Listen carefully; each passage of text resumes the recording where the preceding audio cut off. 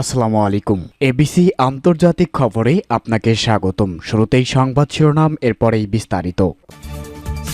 পুরো মধ্যপ্রাচ্য জুড়ে বাজছে তৃতীয় বিশ্বযুদ্ধের দামামা, আর এরই মধ্যেই আমাদের হাতে এসে পৌঁছেছে গুরুত্বপূর্ণ আন্তর্জাতিক সংবাদ। শুরুতেই শিরোনাম, যুদ্ধবিরতির মধ্যেও লেবাননে ইসরায়েলের হামলা, নিহত 2। পরেই জানাবো ইসরায়েলি বন্দীদের নতুন ভিডিও প্রকাশ, হামাসের কড়া বার্তা। এরপরে জানাবো সিরিয়ার সমর্থনে এবার অভিযানে নামছে রাশিয়া। এরপরেই জানাবো পরমাণু অস্ত্র তৈরি করে ফেলেছে ইরান, যে কোনো সময় ইসরায়েলের ভূখণ্ডে হামলা করবে আয়াতুল্লাহ উজামা খামেনির বাহিনী।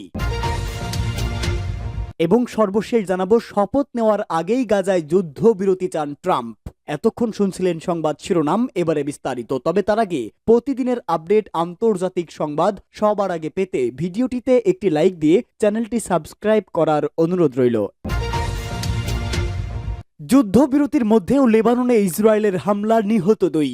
ইরান সমর্থিত লেবাননের সশস্ত্র গোষ্ঠী হিজবুল্লাহর সঙ্গে যুদ্ধবিরতি চলছে ইসরায়েলের। তবে এর মধ্যেও লেবাননের দক্ষিণাঞ্চলীয় শহরগুলোতে হামলা চালিয়েছে ইসরায়েলি বাহিনী। কাতার ভিত্তিক সংবাদ মাধ্যম আল জাজিরার এক প্রতিবেদনে এই তথ্য জানানো হয়েছে। হামলায় অন্তত 2 জন নিহত হয়েছে এবং 6 জন আহত হয়েছে বলেও জানিয়েছে আল জাজিরা।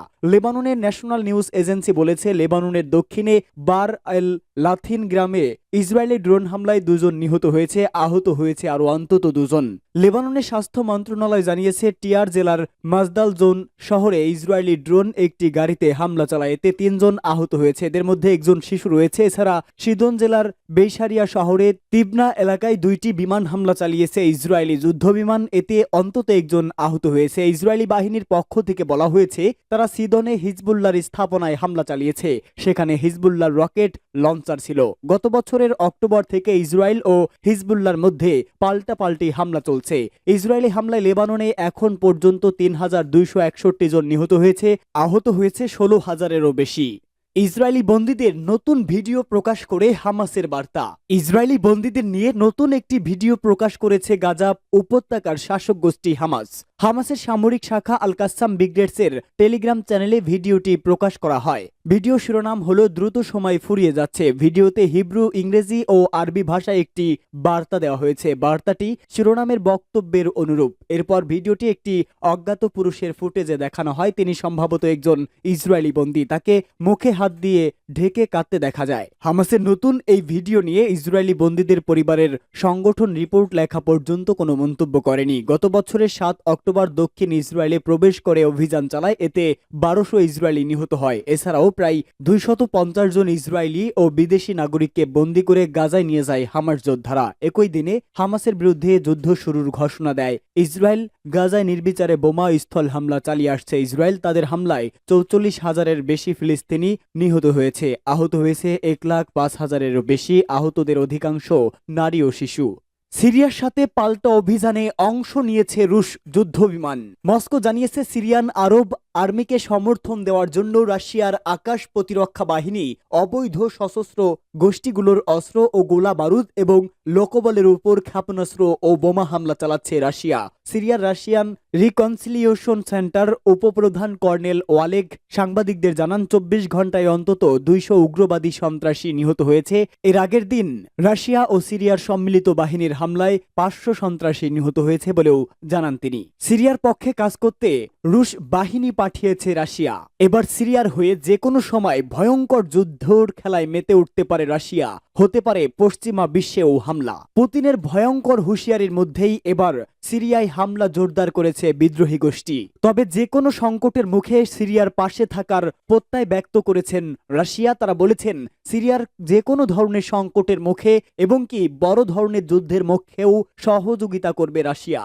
এবার পরমাণু অস্ত্র তৈরির আরও কাছাকাছি ইরান। ইরান পরমাণু বোমা তৈরির জন্য প্রয়োজনীয় গুরুত্বপূর্ণ ইউরেনিয়ামের মজুদ ব্যাপকভাবেই বাড়িয়েছে, যা দেশটিকে পরমাণু অস্ত্র তৈরির দোরগোড়ায় নিয়ে এসেছে।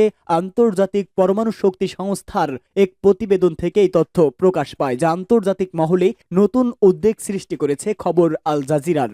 এই তথ্য ইরান এবং ইসরায়েলের মধ্যে চলমান উত্তেজনা আরও বাড়িয়ে দিয়েছে, বিশেষ করে এমন সময় যখন মধ্যপ্রাচ্যের বিভিন্ন রাজনৈতিক সংকট সৃষ্টি সৃষ্টি হয়েছে। প্রতিবেদনটিতে আরও উল্লেখ করা হয়, ইরান প্রায় 60% বিশুদ্ধ ইউরেনিয়াম মজুত করেছে, যা পরমাণু বোমা তৈরির জন্য খুবই গুরুত্বপূর্ণ। সাধারণত পরমাণু বোমা তৈরি করতে 90% বিশুদ্ধ ইউরেনিয়ামের প্রয়োজন হয় এবং এটি প্রায় 185 কেজি পরিমাণে মজুত থাকতে হয়। বর্তমানে ইরান যে 60% ইউরেনিয়াম মজুত করেছে তা 2015 সালের পরমাণু চুক্তির চেয়েও 32 গুণ বেশি। এর আগে 2015 সালে ইরান এবং বিশ্বের 6টি দেশ যুক্তরাষ্ট্র, যুক্তরাজ্য, ফ্রান্স, চীন, রাশিয়া এবং জার্মানি একটি চুক্তি করেছিল, যেখানে ইরানকে তার পরমাণু কার্যক্রম সীমিত রাখতে বাধ্য করা হয়েছিল। তবে 2018 সালে মার্কিন প্রেসিডেন্ট ডোনাল্ড ট্রাম্প এই চুক্তি থেকে বেরিয়ে যাওয়ার পর ইরান গোপনে তার পরমাণু কার্যক্রম বৃদ্ধি করেছে বলে আইইএ দাবি করেছে। আইইএ এর প্রধান রাফায়েল গ্রোসি সম্প্রতি ইরান সফর করেছেন এবং সেখান থেকে ফেরার পর তিনি ওই প্রতিবেদন প্রকাশ করেছেন। তার সফরের পরই ইরান তার ইউরেনিয়ামের মজুত নিয়ে আরও সতর্ক হয়ে উঠেছে এবং পশ্চিমা দেশগুলোর উদ্বেগের মুখে পড়েছে। আল জাজিরার প্রতিবেদনে বিশেষজ্ঞরা বলছে, যদি ইরান পরমাণু শক্তিধর দেশ হয়ে ওঠে তাহলে শুধু মধ্যপ্রাচ্যই নয়, পুরো বিশ্বের শক্তির ভারসাম্যও নষ্ট হতে পারে। বিশেষ করে ইসরায়েলের সঙ্গে ইরানের যুদ্ধ বা আক্রমণের পরিস্থিতি উত্তপ্ত হওয়ার আশঙ্কা আরও তীব্র করবে। শপথ নেওয়ার আগেই গাজায় যুদ্ধবিরতি চান ট্রাম্প। যুক্তরাষ্ট্রের 47তম প্রেসিডেন্ট হিসাবে আগামী 20 জানুয়ারি শপথ নেবেন ডোনাল্ড ট্রাম্প, কিন্তু তার শপথ নেওয়ার আগেই গাজায় যুদ্ধবিরতি চুক্তি প্রতিষ্ঠা করতে চান তিনি। মার্কিন সিনেটর লিন্ডসে গ্রাহাম এই তথ্য জানিয়েছে। দ্য জেরুজালেম পোস্টের এক প্রতিবেদনে এই তথ্য জানানো হয়। এই সপ্তাহে ইসরায়েল সফরের সময় লিন্ডসে গ্রাহাম জেরুজালেম পোস্টকে বলেন, হামাসের হাতে আটক জিম্মিদের মুক্তি নিশ্চিত করার বিষয়ে ট্রাম্প এখন আগের চেয়েও অনেক বেশি দৃঢ় প্রতিজ্ঞ। তিনি যুদ্ধবিরতি সমর্থন করেন এবং এই চুক্তিতে বন্দি বিনিময় ও অন্তর্ভুক্ত করার পরিকল্পনা করেছে। গ্রাহাম আরও জানান, ট্রাম্প এখনই এই যুদ্ধবিরতি চুক্তির বাস্তবায়ন দেখতে চান। তিনি ইসরায়েল ও পুরো মধ্যপ্রাচ্য অঞ্চলের মানুষকে জানাতে চান যে তিনি জিম্মি হত্যা বন্ধ করতে চান এবং যুদ্ধ থামাতে চান। ট্রাম্পের লক্ষ্য শুধু গাজায় যুদ্ধবিরতি স্থাপন করা নয়, বরং ইসরায়েল ও সৌদি আরবের সম্পর্ক স্বাভাবিক করা এবং ইরানের বিরুদ্ধে আঞ্চলিক সামরিক জোট গঠনের মাধ্যমে লক্ষ্যে মনোযোগ দিতে চান তিনি। তবে তার প্রথম পদক্ষেপ হিসাবে গাজায় যুদ্ধবিরতি দেখতে চান তিনি।